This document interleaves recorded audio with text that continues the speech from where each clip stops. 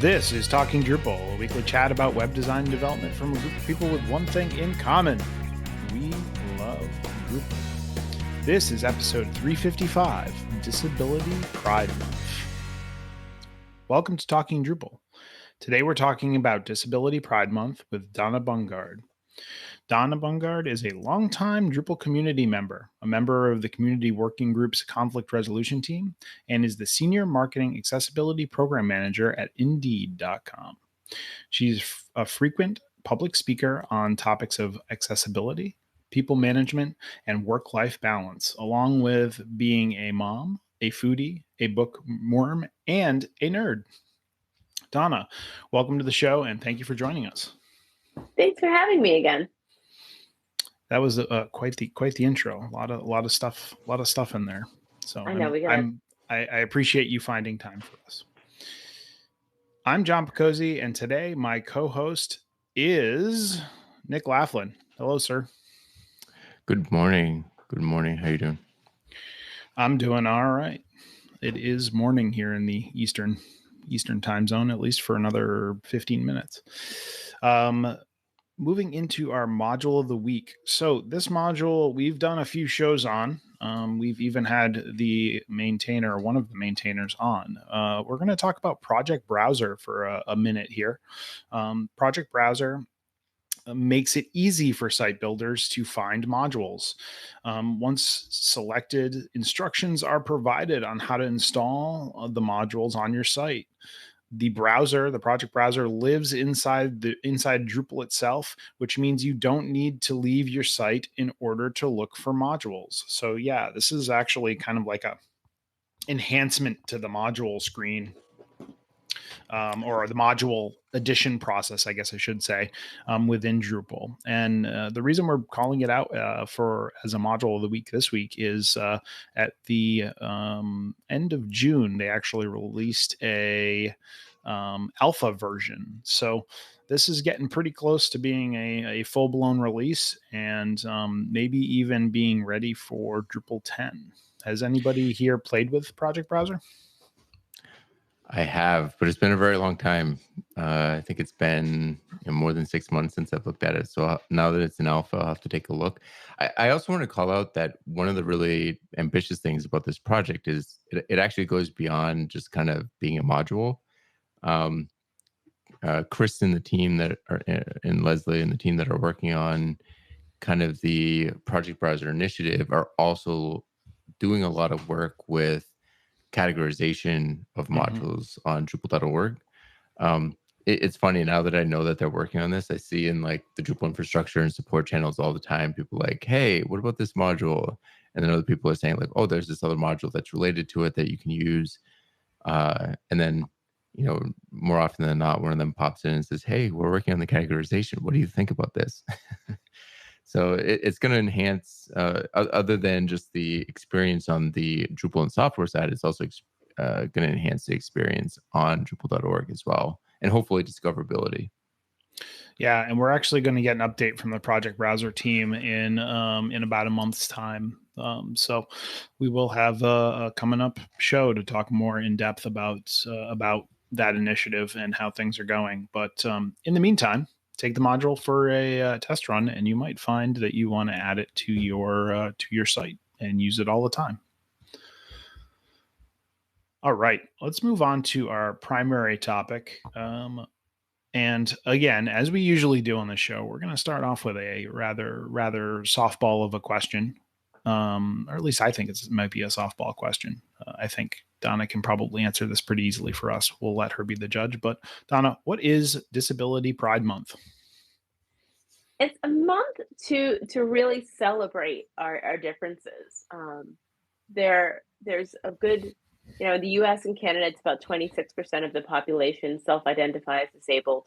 Most of us will, experience temporary disabilities or additional disabilities as we age. It's this very normal part of the human existence, of being alive. And this is a time to try to break through those stigmas and take pride in all of the different ways we are who we are and contribute because of our differences. So why was the month of July chosen? Well, back in the 90s, that's when the American with Disability Act happened, but it's also when the Capitol Crawl happened. Now, Hmm. truth be told, in July because that's when the ADA was signed into law and the American with Disabilities Act was put in place to protect or ensure that people with disabilities had a more equal experience. However, I also wanted to bring up the Capitol Crawl because there was a saying, nothing about us without us at that time. And individuals, frankly, literally had to leave their, wheelchairs or other assistive technologies behind and crawl up the stairs to the Capitol building to make their stand and to be heard Hmm. because it wasn't accessible at the time. So it was a really, really monumental movement for the ADA to come into action and to later trigger the 508 bill that so many of us online are familiar with. I mean, for me, this is one of those mind blowing things for me because, I mean, I'm older than the Disability Act, but I don't have any awareness before the ADA was signed. I'm 37.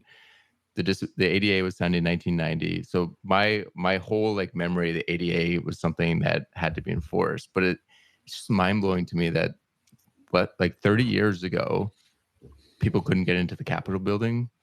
Like I, Well, there may have been ramps or something, but there was nothing saying they legally had to be. How's that? I don't think there were because of that Capitol Crawl.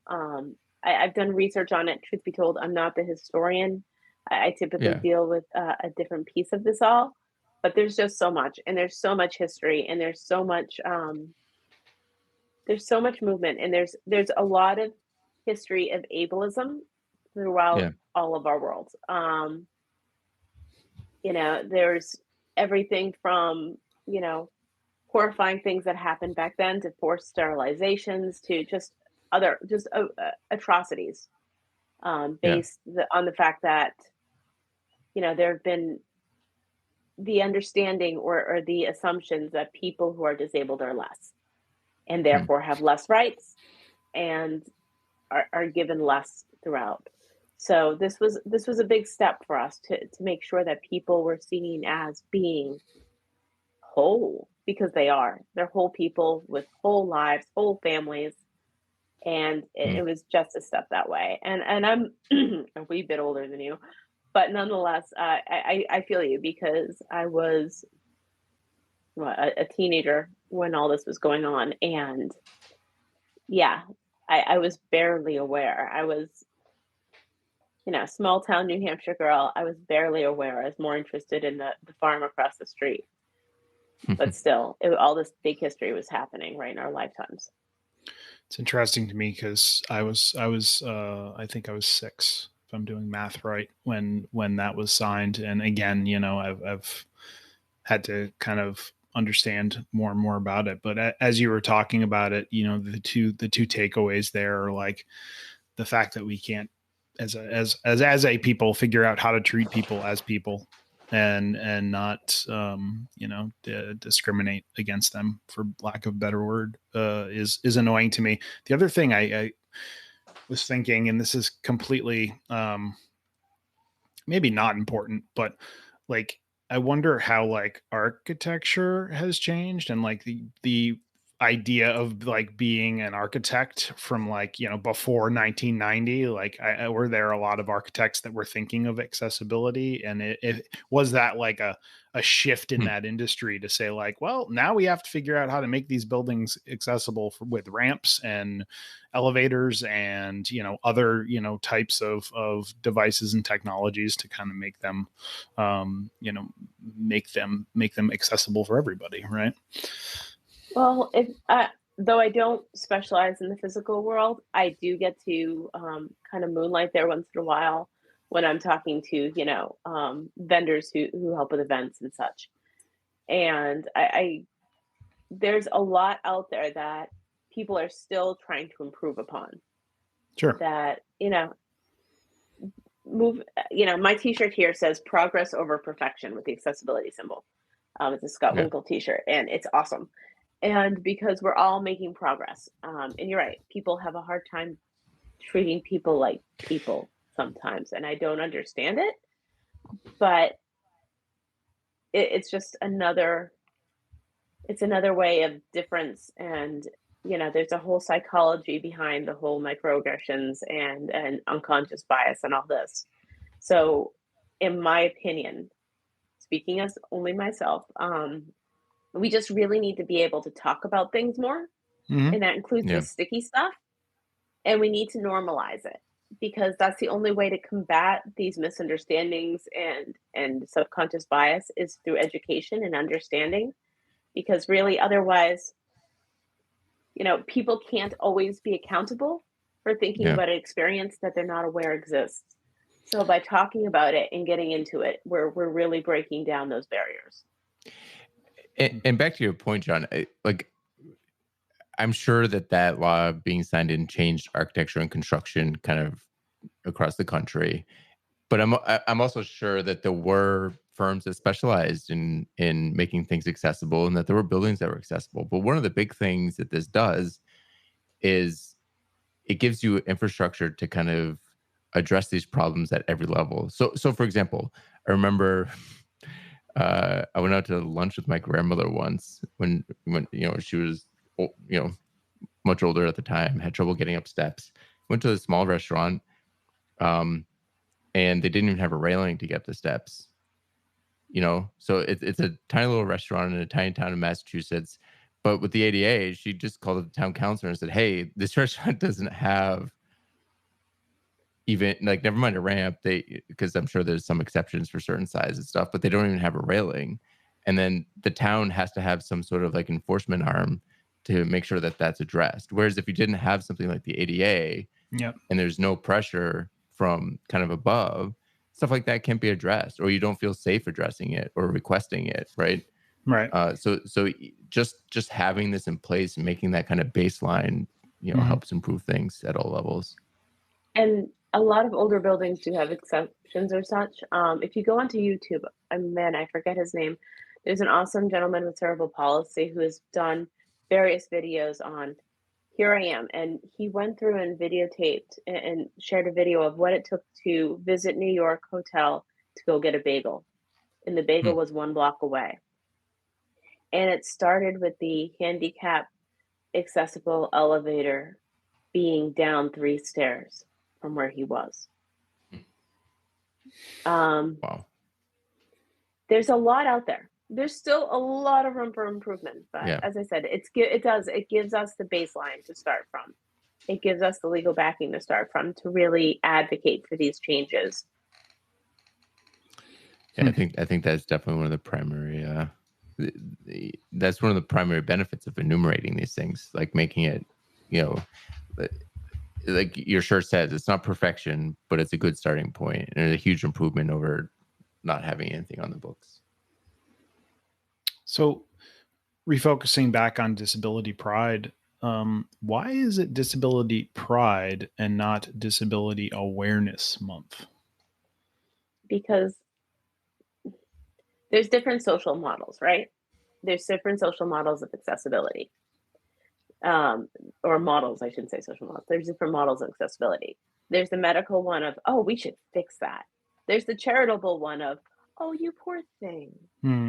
And there's the societal one of, hey, we as a society, it's our job to break down barriers. Typically, I fall under that one, but there's also this identity model, which means people want to stand up and say, I am a whole person. I have these whole lives, and I am who I am, and I'm proud of who I am, because this is part of me. This is part of who I am. This is part of how I see the world.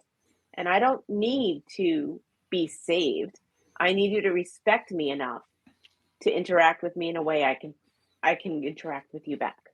Yeah, that's awesome. Stephen actually added to the show notes a quote from speciallygifted.org, and we'll have a link to the article that he pulled this from in the show notes. But I thought it was it was great in kind of describing that, and similarly to the way that you just did. The quote is, "I often think of the term awareness as something that we use when we're talking about something that we want to solve, a problem to be fixed. Disability is not a problem to be fixed. It's a culture, it's an identity, it's something that so many of us celebrate." I think that, is um, exactly what you just said, Donna. But I think it's important to focus on that.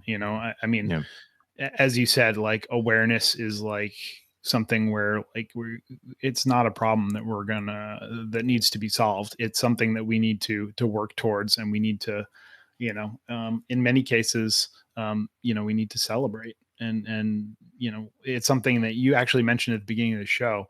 At some point in our lives, if we're not currently, or we don't associate currently with being disabled, like at some point in our lives, we're going to age into disability, maybe, if that's a appropriate way of saying that. And it's something that I think we all need to be a little bit more cognizant of, and a little bit more accepting of, right? Yeah, the saying amongst many of us is we're all temporarily abled. Yeah. There you go. Interesting. And that's a really good way of putting that into perspective. And another thing out there, I know at the beginning of the show we were talking a little bit about podcasts and audiobooks. If you like audiobooks, a while back, the New York Times had done a collection of essays called About Us. And it was all disabled voices speaking, about their lives and sharing their perspective. And it is on Audible, and I've listened to it myself. And this one woman describing this beautiful dance, and it's that she does, and she and her partner, would be going around with in their wheelchairs, and then at one point they would unstrap, and it would be like this floating thing, and it just was gorgeous sound. And they were celebrating it. It wasn't a technology they were tied to. It was part of this dance with them. And I just love that. And I think that, again, speaks to the idea that we don't need to be aware. We need to be proud of everybody's differences. Yeah, Now I mean, more than ever. yeah, and it's a change of perspective. I also think a lot with a lot of things like this too, that it's a spectrum. Like you said, there's kind of 3 or 4 modes that you think about it, and not all of them are 100% invalid at any given point, right? So there's something to be said for example, I have blurry vision. I wear glasses. That's a medical intervention, but it's also not really something I think that people socially see as a disability either, until it gets Yeah. to more extreme. Well, I wear a rather large leg brace right now. It goes from mid thigh to mid shin. I'm not wearing it right now because I'm in my home. But when I'm out and about and walking on even fields, or for a long period of time, or what have you, Hmm. I have it on.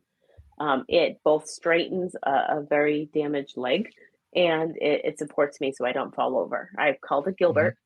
It's frankly a lot less intimidating to tell my children hey, can you go grab Gilbert for me than, can you get mom's leg brace so she doesn't tip over? Eventually, I will be old enough for a knee replacement. There will be a medical intervention for that. I will eventually get, 2 new robotic knees.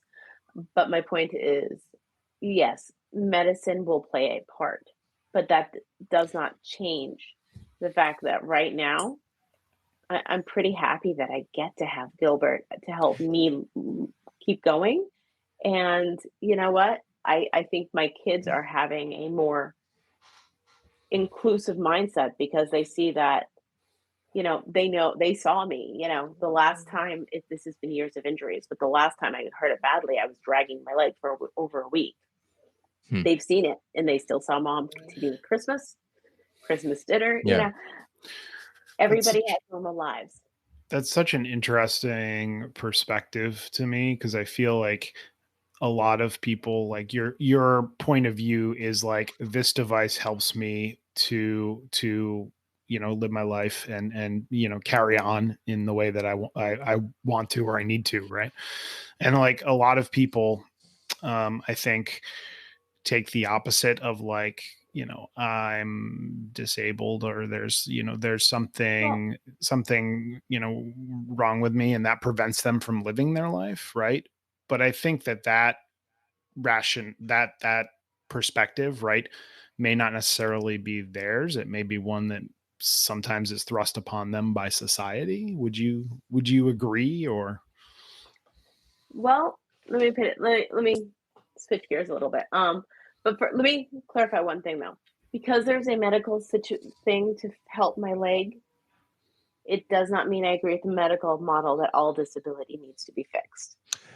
Yeah, I have a joint that is damaged. I won't go into detail. Damaged, but that will eventually need to be replaced. But that does not I believe in that model. Not all disability needs to be fixed. Sure, absolutely. It's a different ability. Yep. So that's the first clarifier. The second is growing up. I've talked a lot about how growing up I was the only one in my family without a disability, and for me that kind of always set the stage of I was never out to be this great person. I was if I didn't make it to my sister, who's hard of hearing, could hear me, guess who was stuck doing more chores again by herself, and I was having them part of that. I'm a princess. I don't want to. She could help.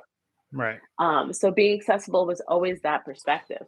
But I also did see that, and if you look around your world, it's a handicap only entrances, at least used to be in older buildings, all around the back.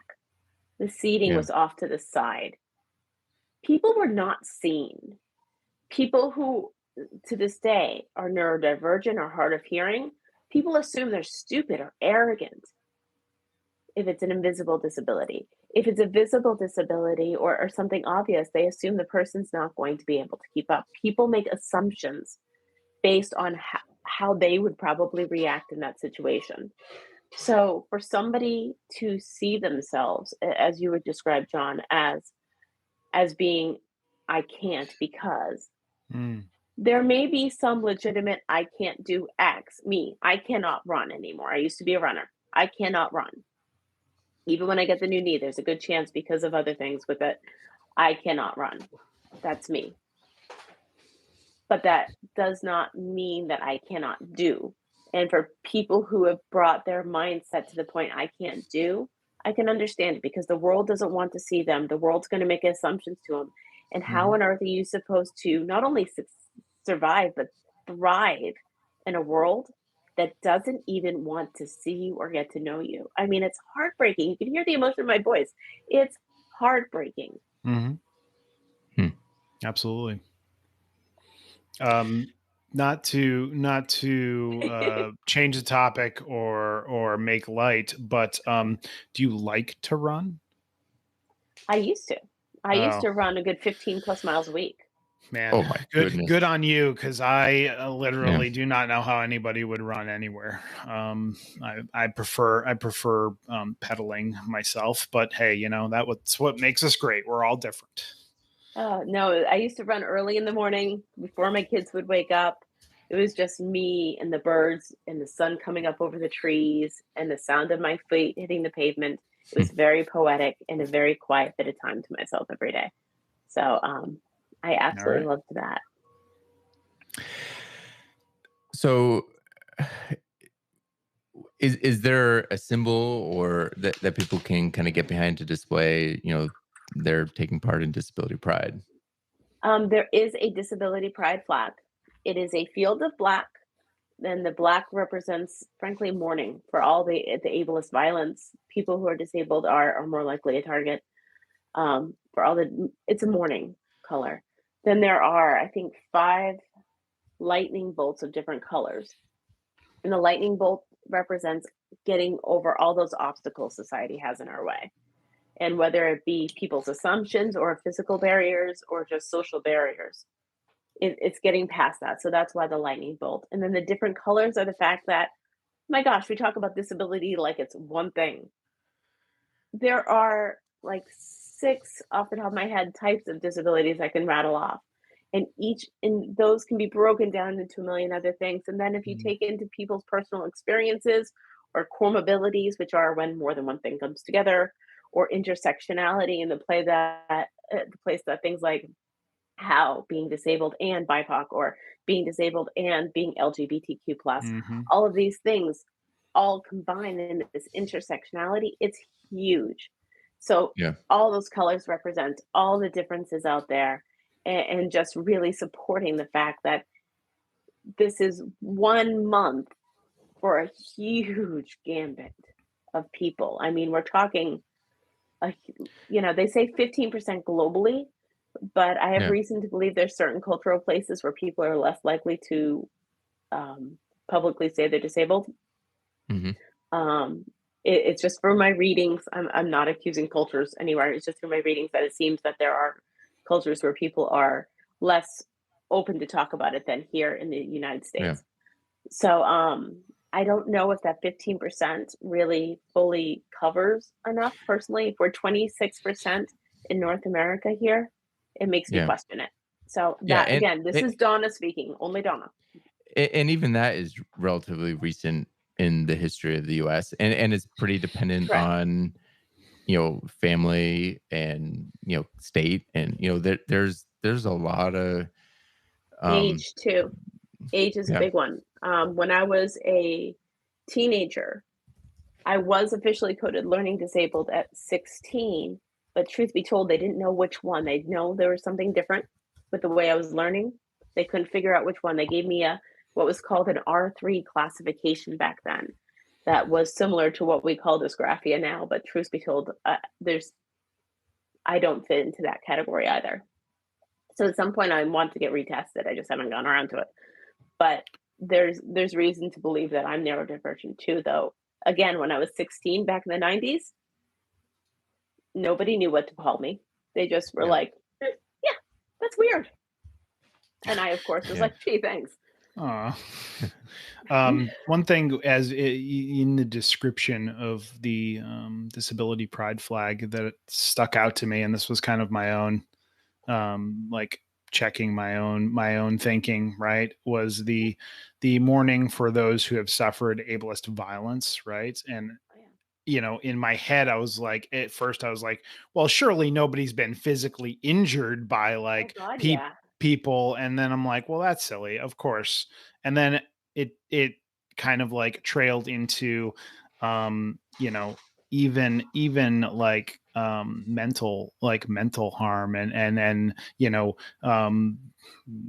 the US Capitol not being accessible to somebody is harmful, and in some cases can be considered a type of violence, right?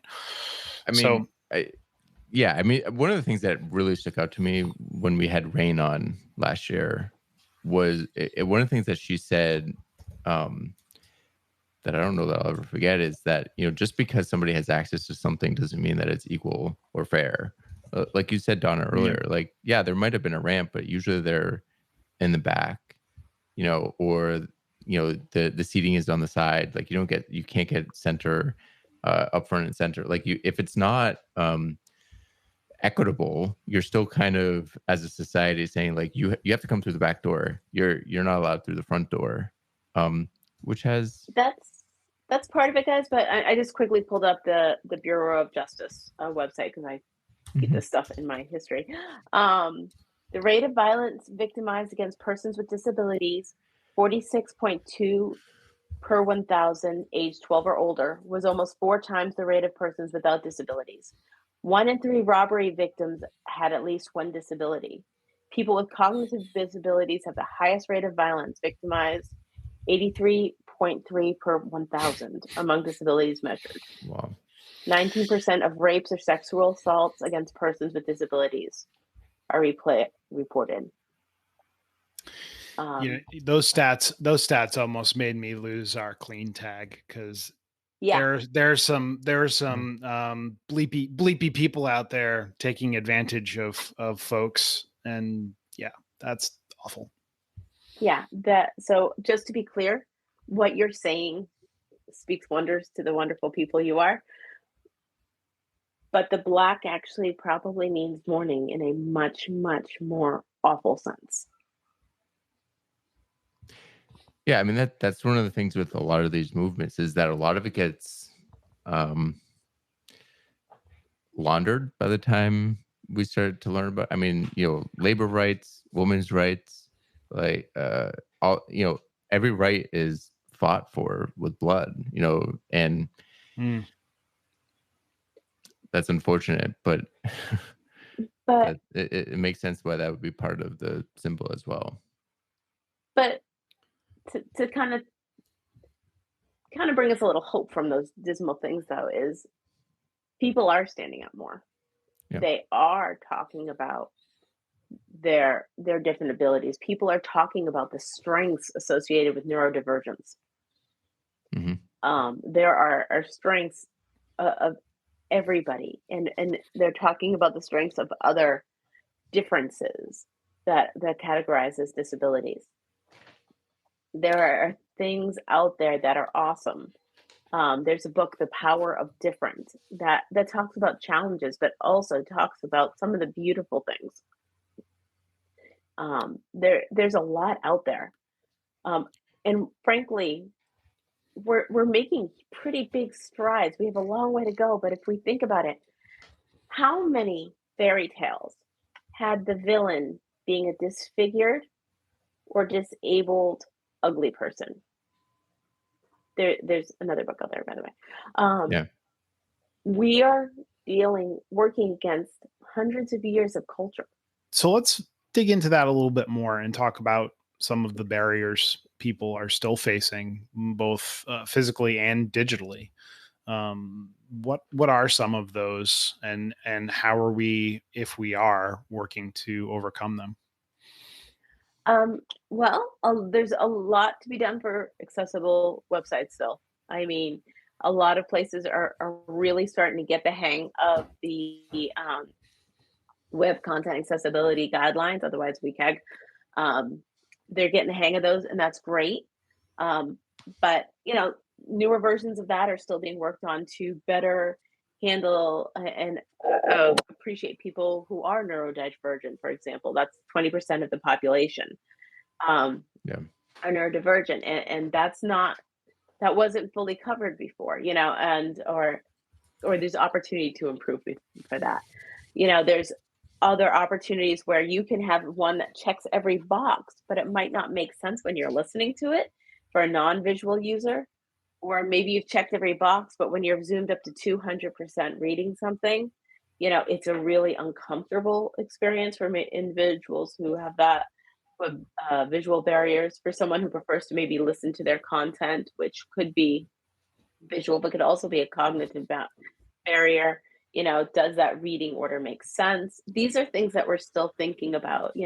People still love parallax a little bit in movement and carousels, and those could really be distracting and really throw somebody off their game. And so we still have opportunities there.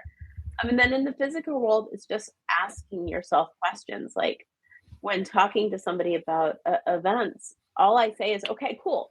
Where does the 70-pound gold or 60-pound golden sit?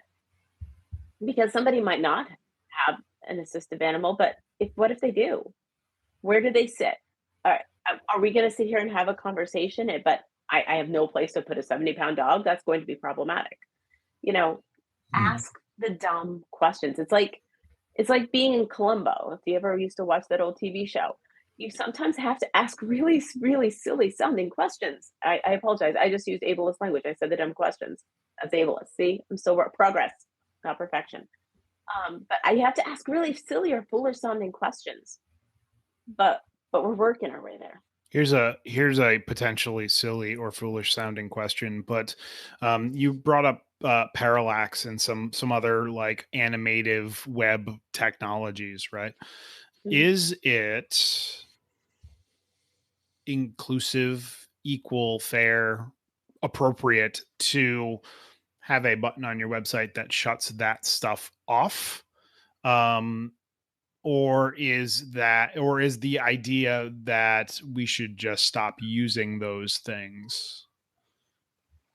I I'm not opposed again, this is Donna. Um, I am not opposed to the button, but if you use them meaningfully. Meaning use any motion with great intent. Parallax in general is going to throw people who are motion sick, sensitivity to light, people with vestibular issues, meaning balance challenges, and that's a lot of individuals who are profoundly hard of hearing or deaf. Also have that challenges in that area. You're building barriers there. If you're going to do a motion, make sure you need it. It has to be able to be stopped. That's an absolute. So if you need that pause button at the top, so be it. But still only have that there if it's really important to what you're doing. And keep in mind, like with carousels, a screen reader is going to just read the code of how it's written, right? So they might read things that aren't on the screen. Keeping in mind that there are a lot of screen reader users who are also perfectly capable of perceiving visually the way you or I do. And I say that because I know you both. They are able to perceive the same way visually, but they still use a screen reader because it's maybe they're dyslexic, maybe they're ADHD, maybe there's just some other barrier there. They could just have be low literate. None of this means less intelligent. None of this means less anything. You can even have an intellectual disability and be absolutely brilliant at some other areas that I could be falling down in. I use intelligence with kind of air quotes because there's all sorts of gifts we have. But did I answer your question? I feel like I kind of went off and over. Yeah, I mean, I guess my question is more like, if we're building a separate experience for folks, is that special? Is that really is that really solving the problem, or just like don't do separate?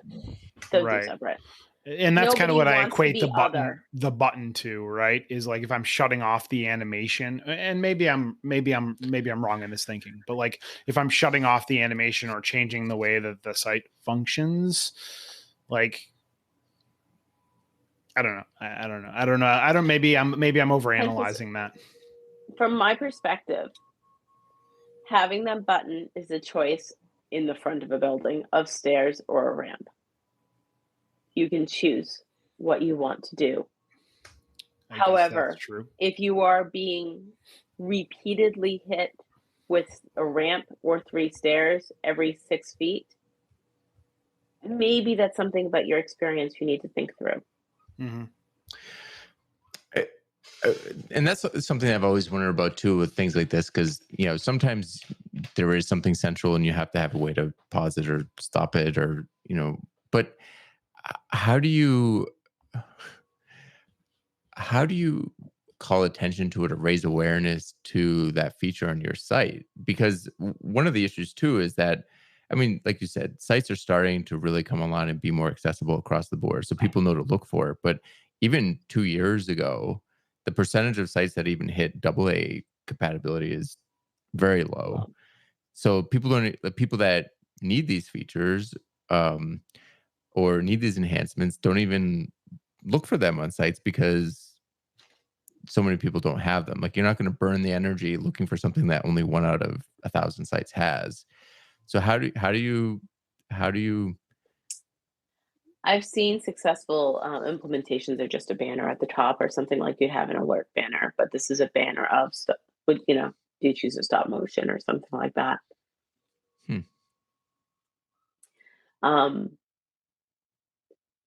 I imagine eventually it would be sort of like a light and dark mode switch that people will just, automatically go to it. I'm fighting off a little bug here, so excuse my voice just dying occasionally. I imagine it'll get there, but for right now, I've seen that used. I'm sure there's other ways of doing it. If it's just a background video in the hero, having a pause button there, people are pretty used to looking for it there. It comes down to that, and frankly, get some user testing. Don't just ask. Don't just ask. Your resident subject matter expert. There are organizations like Fable out there. There's others. I'm sorry, I can't think of the names. I'm not affiliated with them either. But there are organizations like Fable out there that have user testing by disabled Yeah. users. This comes back to that nothing about us without us concept. Involve the disabled community in what you're trying to do, and definitely pay them for it. This is not charity. They don't owe us anything. That's why organizations like Fable exist. But get actual user testing. So getting back to some of the barriers that we were talking about, you know, digitally societal, you know, physical barriers. What's the social impact of those barriers right now? In the US, of the 26% who identify as disabled, another 26% of them are living below the poverty level. Oh, wow. If you look disabled to non-disabled person in a position, yes, they make about the same amount of money. But if you take an age into consideration, it took a lot longer for a disabled individual to get to that same place. Mhm. So with that, they're making 87 cents on the dollar for non-disabled people. That is if they can work a whole year. There are some disabilities that prevent them from working at the 365, at Yep. which point they make about 66 cents on the dollar. Oh, wow. So almost half. So that's part of what's dropping people below the poverty rate. That, and there's challenges getting hired because of the stigma and those assumptions, and that feeling that they're not going to be able to, or assumption that they're not going to be able to perform. If we take into the intersectionality, it could push those numbers even harder. It's Sorry. it's not only impacting individuals either, because that person has children, that person has a partner, that person has a community that, you know, is helping them out with a food bank. There is a huge impact, not only in Yeah. that one person in their emotional mental state, it's also their physical state and that of their family and that of their community, and it trickles back up and down, and it's a big thing. Donna, can I just clarify one point there? And I may have misheard you or misunderstood Mhm. you, but are you saying that folks that have disabilities that are able to get employment are in some cases making less than people like a person that doesn't identify as having a disability in the same role? In the same role, they will be making the same amount, but if we take into account Okay, that typically there are barriers to progressing, sure. there may be, whether it be a barrier to education or barrier to progressing, and in some cases they may be if in the same role. I certainly can't speak to all of that, Sure. but statistically speaking, there's the days, and I use, you know, you saw me reference the Bureau of Justice. I've used various official resources for my Mhm. stats. But if we take the age into equation, they're making significantly less.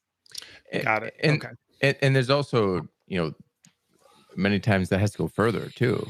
Like we've talked about this on the show before, you know, assistive devices are expensive, Oh gosh, yes. and if you can't get, you know, insurance to cover it or something, then you're looking at significant expenses just to be able to, um, you know, get that assistance. And so if you're making less and it has to go further, then yeah, that's going to push you um, below the poverty line too. Yeah, and medications and all sorts of things. There's so many barriers against individuals when the truth is, you know, there's no need for it. And Yeah, I think we can do better. I may not have the answers on how yet, but I know how we can do it digitally. So you yeah. know, and I see people starting to make those changes. So the more, again, I think the more we talk about it, it's going to be easier for people to see and help balance those scales. So let's talk about it a little bit here. What do you think the best ways for people to be more inclusive are? Well, my go-to is always ask questions and be willing to apologize for asking a silly question. Um, in my experience, you know, and I'm not saying ask personal questions. Please please no. The person I hadn't seen for 30 years who walked up to me and said, "What's up with your knee?" really wasn't impressive to me that day. It's, the gentleman at the eggs telling me about every injury he's ever injured because he saw me in a brace. That maybe was a little too personal. But I'm saying ask questions about, hey, what are your accessibility needs? If you're talking to somebody who's a coworker or who's on your team or, whatever, what are your accessibility needs? Don't make them come asking for everything. What do you need? We each have different needs anyway. So it shouldn't be a weird question. Just, hey, what are your accessibility needs? What do we got to do to make this happen? Another important thing is to build a lot of this into your processes. Meaning, so, John isn't asking Donna, what are your needs? This is John with his NEDCamp asking everybody, what are your needs? Mm-hmm. Yeah. It's part of the process. We do this now, and this is fine.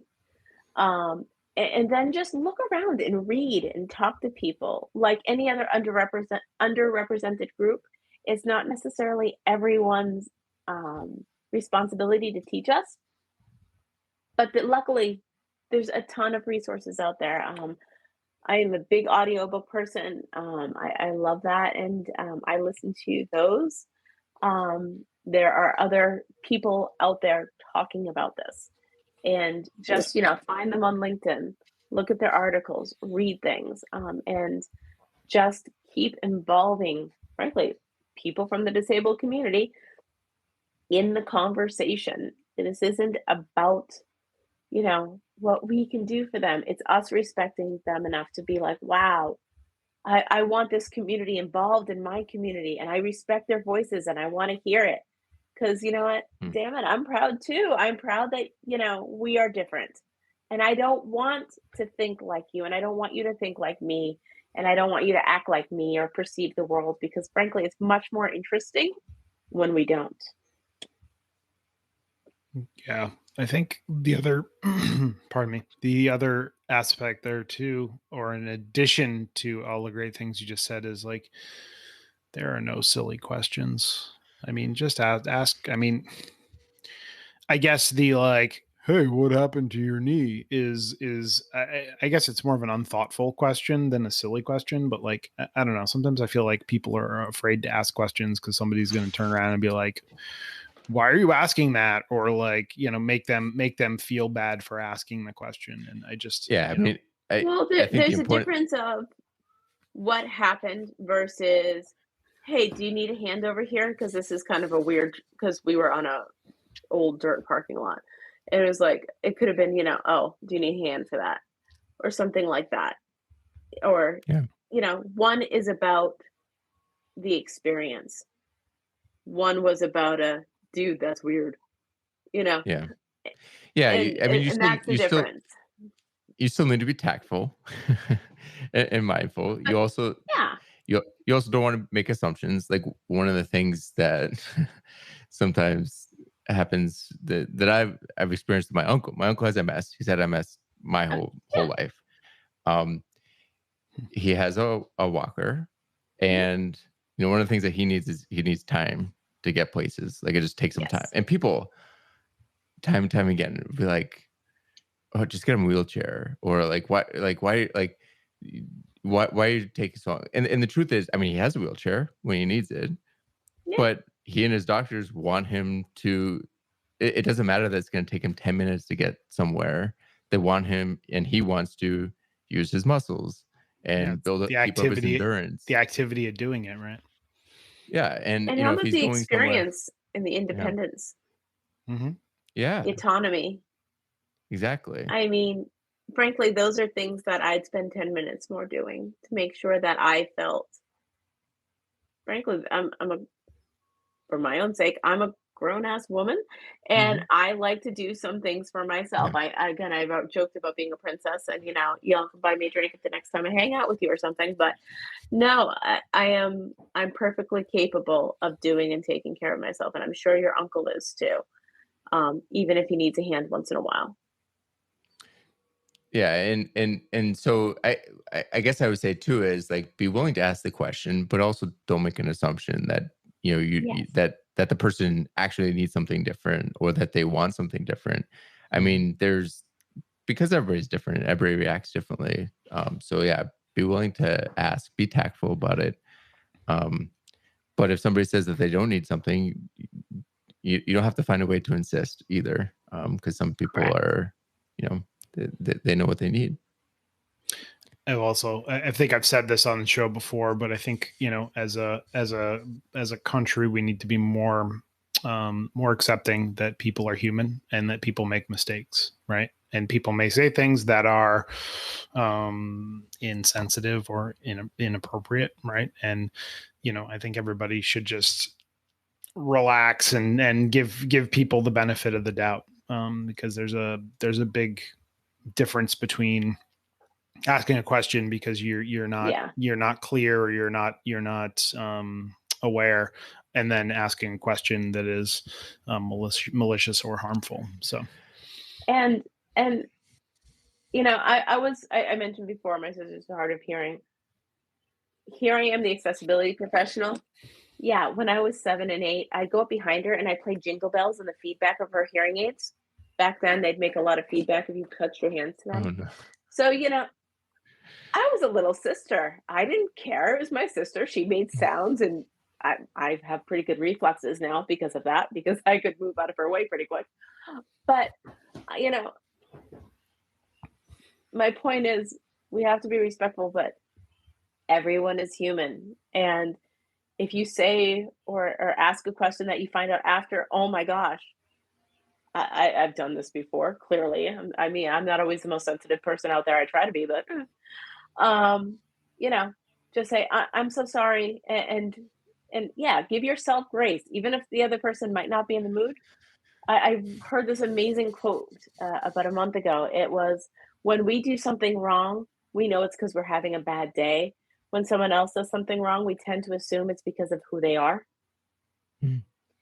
If Yeah. we can drop that last little bit and assume that, maybe that response has nothing to do with you, and Yeah. just apologize, be sincere, and just keep going, because Yeah. it's all learning. We never stop learning. We never stop figuring it out. We're always imperfect. And that's why I love this t-shirt so much, because it's not only accessibility, it's everything. Progress over perfection. As Yeah. long as we're always making progress and we're always learning, we're doing the right thing. So what are some of the processes and some of the pathways that we can implement ourselves to become more involved with accessibility in our work? Well, in work, if you want to take the more official route, you can go ahead. The International Association of Accessibility Professionals, IAAP, has some great certifications, some wonderful webinars. They're always putting out content. You can always study, get some certifications, get some understandings that way. If you want to be involved, there's usually a group of subject matters at your work who knows something, and that group might be a group of one. But in most of, at least the Drupal community, there's always at least a couple of people in every group that has a greater understanding. And start talking to them. Start talking to your leadership about, how can I build this better into our processes, or where can I post resources, or I'm been in past lives known to just start random Slack channels because I think this is important, and I start inviting people because I'm a pain like that, and I don't mind saying, hey guys, look at this. But share information and just get in front of people and start talking. And if you're not ready to be, COVID's still around, and a lot of not COVID, as you can hear from my voice, is still around. If you're not ready to be out and about physically with people, there's still a lot of online resources. There's a million meetups, maybe not a million, but there's a bunch of meetups. There's different groups within Drupal. Drupal has the accessibility channel in our Slack. There's a bunch of different avenues. Just start knocking on doors. Okay. Don't be shy. Again, it's all good. If you're trying to learn, no one's going to stop you. So as we, I should plug Ally Talks too. A11Y Talks. We do a monthly thing. I think not this month, next month I'm hosting again, so I'm pretty excited about that. But I am so sorry, Ellie Talks. I forget what our July talk is about. But really check out the site because we've had a million really fantastic speakers and a really good diverse group of speakers too. So it would be really wonderful for you guys to check them out. So as we wrap up, our last question here is if you could share any other good resources or podcasts with us, specifically on disability pride and maybe just overall awareness. In truth, as I admitted at the beginning of this, I don't listen to a lot of podcasts. I have a couple I've wanted to listen to, but I've been trying to type over here and I haven't really found them yet, of course. I would say go to LinkedIn. Personally, I'm a huge fan of Keely Cat-Wells. She is an advocate. She is a talent agent to get more representation. You know, basically, with a brilliant deaf actor, why are you hiring someone who's not deaf to play a deaf person? You know, she's in the room, right? That, you know, with Netflix or what have you. So there's she's a great advocate and shares a lot of really wonderful resources. Man, I'm trying to think who else I follow. I follow a lot of people through LinkedIn, and I know there's a podcast, and I'm forgetting what that is. But start looking around, find a voice. There's a lot of voices, and different voices are going to resonate from me, from you.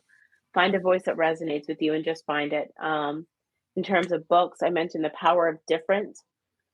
Disfigured is that one I mentioned where it talks about fairy tales.